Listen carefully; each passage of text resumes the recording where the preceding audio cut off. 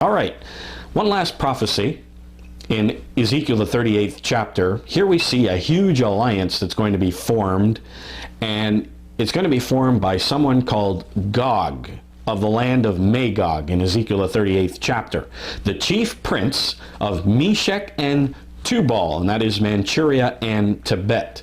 And Gog is the leader of the Amalekites, and the Amalekites migrated to China and settled in China, and of course is the leader tribe of the Chinese peoples. So this is speaking of Amalek. Gog, China. The land of Magog, of course, the Mongolians, that's who Magog is, the chief prince of Meshech and Tubal, Manchuria and Tibet. And prophesy against him. Thus says the Eternal, behold, I am against thee, O Gog, the chief prince of Meshech and Tubal. I will turn thee back, that's Old Testament, the old King James language. It means turn you around, put hooks in your jaws, and I will bring you forth, all your armies, horses and horsemen, all them that are clothed with all sorts of armor, even a great company with bucklers and shields, all of them handling swords. Persia, which is Iran, Pakistan, Afghanistan, Ethiopia, meaning Kush, which is India, Libya, which is Put, which is another region of Pakistan, all of them with shield and helmet, Gomer and all his bands, that's Cambodia, and Togarmah, which is Armenia, in the north quarters, and many people with you. So this is a huge alliance.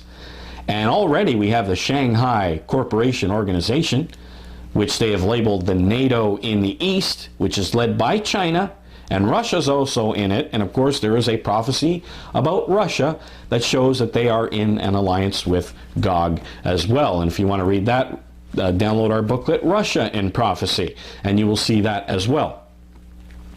And then it says, be prepared for yourself and all your company that are assembled unto you, so it's a huge alliance, and be thou a guard unto them, meaning that China is the leader of this huge alliance. After many days you shall be visited.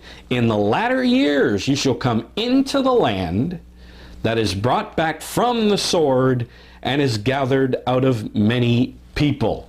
Against the mountains of Israel, and mountain is a symbol of a nation, so these are mountains of Israel, nations of Israel, which have always been waste, but it is brought forth out of nations, they shall dwell safely, even all of them. Now, what nation calls itself e pluribus unum? Out of many, we are one. The United States of America. And it says the mountains of Israel. Other nations that are brought back from the sword and have always been waste exactly describes the other mountains or nations of Israel of Australia, New Zealand, and of course my home up here in Canada.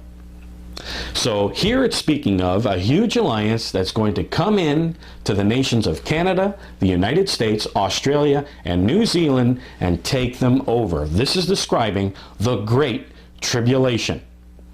The Great Tribulation is coming upon the peoples of Jacob, and that's us, the United States, the British Commonwealth. Now, European Israel, Britain, and Finland, and Sweden, and Holland, they are going to be subjugated by the beast power that's going to rise. That's going to be led by Germany. Germany's going to be out of NATO and going to start a Holy Roman Empire, and they will subjugate Britain and northwestern Europe. Notice verse 9.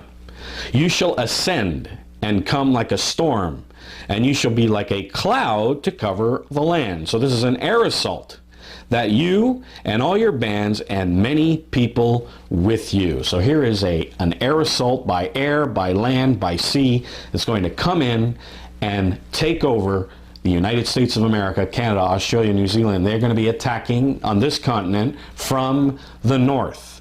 In Joel's prophecy, we see locusts coming to devour God's vine and fig tree, which is Israel. And he calls it his army, and they're going to be attacking from the north. And that's all in these booklets, China in Prophecy and the United States and Britain in Prophecy.